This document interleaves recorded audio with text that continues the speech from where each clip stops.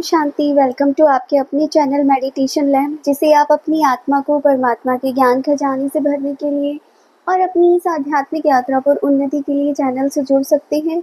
अभी अव्यक्त मुरली सीरीज चल रही है, जिसमें हम 1974 की मुरली के मुख्य पॉइंट्स को देख रहे हैं और आज हमारे सामने 30 जून की मुरली है, 30 जून 1974, जिसमें मुरली का टाइटल है अव्यक्त स्थिति में स्थित होने से पुरुषार्थ की गति में तीव्रता।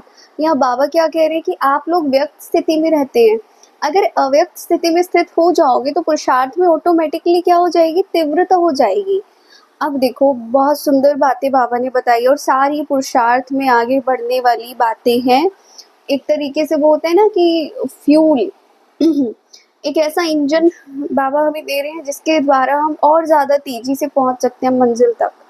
बाबा ने कहा कि विशेष बच्चों के प्रति अमृत वेले का समय ही निश्चित है, फिर तो विश्व की अन्य आत्माओं के प्रति यथाशक्ति भावना का फल, कोई भी रजो प्रधान कर्म अल्पकाल के लिए जिन आत्माओं के द्वारा जो होते हैं ना, उसके अनुसार अल्पकाल के फल देने के लिए, और जो भक्त वगैरह होते हैं बाबा बोलते हैं उनके लिए होता है वो समय, ठीक है। और भी क्या होता है, जो छुपे हुए ब्राह्मण आत्माएं हैं ना, छुपी हुई ब्राह्मण आत्माओं को संदेश पहुंचाने के लिए, बच्चों को निमित्त बनाने के कार्य में, पुरानी दुनिया को समाप्त कराने अर्थात उसके लिए निमित्त बने हुए वैज्ञानिकों की देख रेख करने में, ये ज्ञानी तो आत्मा स्नेही सहयोगी बच्चों को सारे दिन के अंदर ईश्वरीय सेवा कार्य करने, मायाजीत बनने में हिम्मते बच्चे मददे बाप के नियम अनुसार। ये एक नियम है। नियम का मतलब क्या होता है, जो फॉलो किया जाता है, या दुनिया वाले हिसाब से नियम नहीं बोला जाता, वहाँ भगवान के या जो इस ब्रह्मांड के कुछ नियम है, कायदे हैं। ये सृष्टि पूरी नियम कायदों की दुनिया है। तो नियम का मतलब है जो हमेशा निभाया जाएगा, तो उस नियम के अनुसार उनको भी मदद देने के कर्तव्य में ड्रामा अनुसार निमित्त बने हुए हैं। यानी कहने का मतलब बाबा सीधा साफ बोल रहे हैं कि आप बच्चों के लिए अमृत वेले का समय ही निश्चित है। ये कितनी बड़ी बात बार बार बार बार भगवान बोल रहे हैं और हमें समझ नहीं आ रही कि वही ये समय है जहाँ हम कुछ भी प्राप्त कर सकते हैं, कुछ भी, एनीथिंग, कि उठ जाओ आप उस समय। वो वाइब्रेशन, वो शक्तियाँ, वो समझ रहे हो, वो फ्रीक्वेंसी ही अलग होती है।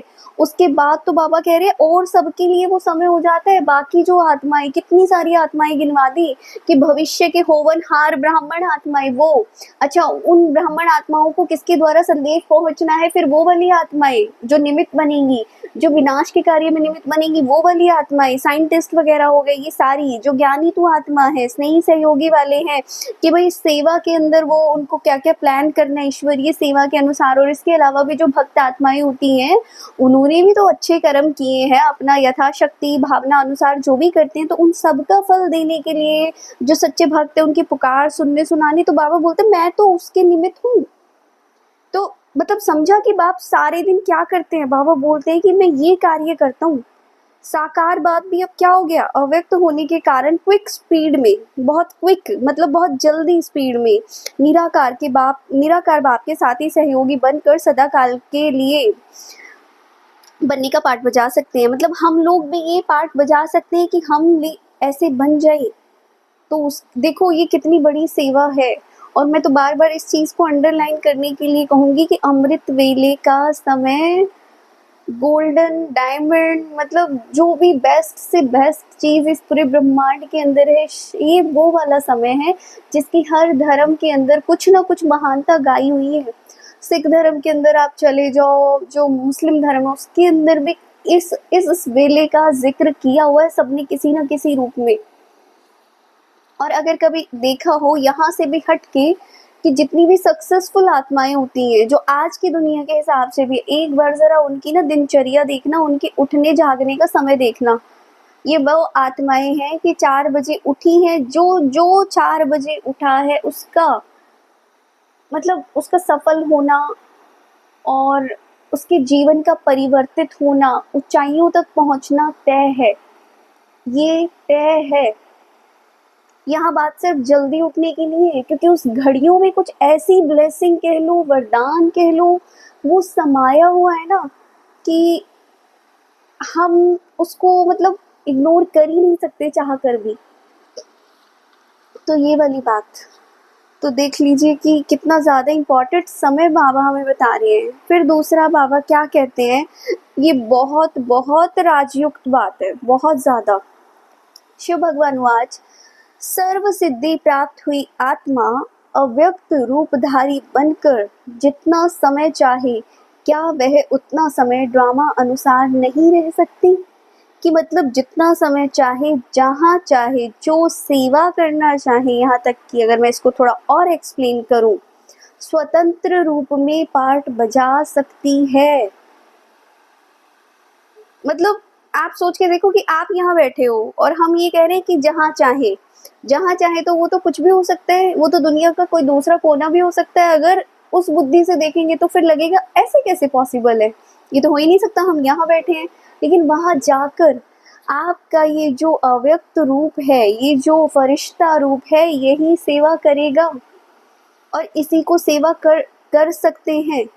करनी है ये वाली सेवा, जितना टाइम चाहे कर सकते हैं। इतनी बड़ी पावर, यही बहुत जगह इस चीज़ का मतलब कहीं कहीं मतलब मिसाल मिलता है अलग अलग तरीके से। एक जिसमें से ये होता है कि ना, ये जो भगवान को और फरिश्तों को ऐसे बोल देते हैं ना, कि कैसे हमें लगता है ना कि एक ही समय पर एक ही आत्मा वो एक जगह प्रेजेंट हो सकती है, लेकिन उसकी जो पॉसिबिलिटी होती है, रियलिटी होती है, वो अलग अलग जगह क्रिएट हो सकती है। इसके ऊपर ना मैं कुछ डेप्थ से बनाऊंगी और उसके अंदर हम एक्सप्लेन करेंगे। अगर किसी ने थोड़ा बहुत ये थोड़ा सा ना यूरोपियन कॉन्सेप्ट हो जाता है, हॉलीवुड मूवीज़ वगैरह में भी दिखाते हैं। अगर किसी को मल्टीवर्स वगैरह ये जो शब्द उठा लिए हैं ना, ये कुछ कुछ बातें वहाँ से जुड़ती हैं, वहाँ से जोड़ेंगे तो समझ में आएगा ये कहना क्या चाह रहे हैं, कि ऐसा सच में पॉसिबल है कि मैं यहाँ बैठे बैठे सेवा कर सकूँ बाहर की। तो ये वाली बात देखने की होगी। ठीक है जी, तो ये थी आज की मुरली। अपना रूप ऐसा बनाना है कि जहाँ चाहे, जब चाहे, जैसे चाहे सेवा कर सके। क्योंकि देखो साइंटिस्ट भी क्या कर रहे हैं इस समय, साइंटिस्ट भी यही कर रहे हैं कि वो अपने टाइम, एनर्जी को और मेहनत को सब कुछ ना शॉर्ट करते जा रहे हैं, शॉर्ट। और कम से कम टाइम में वो हर चीज़ तक पहुँचने का ना बहुत उनका पुरुषार्थ तेज हो रहा है और सफलता को वो पा भी रहे हैं। तो ये जो विनाश के निमित्त बनी हुई आत्मा है ना, ये सारे काम वो कर रही हैं। यहाँ पे हम लोगों का भी ये पार्ट बन जाता है कि बहुत गुप्त रहस्य है ये वाला, कि बाबा बाबा के लिए पूछते ना कि जब पाठ समाप्त नहीं हुआ, सृष्टि का परिवर्तन ही नहीं हुआ, तो ब्रह्मा का पाठ समाप्त कैसे होगा? नहीं हो सकता है, वो अभी तक है। स्नेह के कारण, मतलब उस समय 74 की बात है ना, ये तो नई नई बात थी। संकल्प आता था कि वतन में इतना समय क्या करेंगे, तो बाबा ने सारे राज खोले इस मुरली के अंदर, सारे राज खोले, क्या करते, कैसे, क्यों। बाबा बोलते कि वतन में इतना इतना संकल्प थोड़ी ना आता है, वो कभी आएगा ही नहीं। ये बहुत गुप्त रहस्य है कि आप संपन्न बनी हुई आत्मा, जन्म मरण के चक्र को समाप्त करने वाली आत्मा, कौन सी, निराकार बाप की फर्स्ट नंबर की साथी आत्मा कौन है? ब्रह्मा बाबा। तो वो क्या है, वो जहाँ चाहे, जितना समय चाहे, वहाँ स्वतंत्र रूप में पाठ बजा सकती है। ये उस आत्मा के लिए है। तो सोचो उस लेवल का पुरुषार्थ किसका है कि वो ही पार्ट बजा सके। वह बोलते जो अल्पकाल की सिद्धि वाले हैं, वो कितना सारा मतलब अपना रूप परिवर्तन करके कहाँ का कहाँ पहुँच के ये सारी चीज़ें दिखा देते हैं कि है कहीं पे और कहीं से कुछ सेवा, दूर बैठे ही किसी के संकल्प जान लिए, पढ़ लिए, किसी को बता दिया कुछ होने वाला है, जाने वाला है, वो सारी चीज़ें करते तो है। ये चीज़ों के एक्सपीरियंस तो सबको है। तो ये थी आज की मुरली। जो भी चैनल पे नए आए हैं, चैनल को लाइक कर सकते हैं, शेयर कर सकते हैं। अगर लगता है आपको उन्नति आपकी हो रही है, आपको कुछ नए नए विजन्स खुल रहे हैं, जैसे प्यार बांटने से बढ़ता है तो ज्ञान भी बांटने से बढ़ता है। मिलते हैं हम लोग नेक्स्ट मुरली में, तब तक के लिए thank you, thank you, thank you so much. ओम शांति।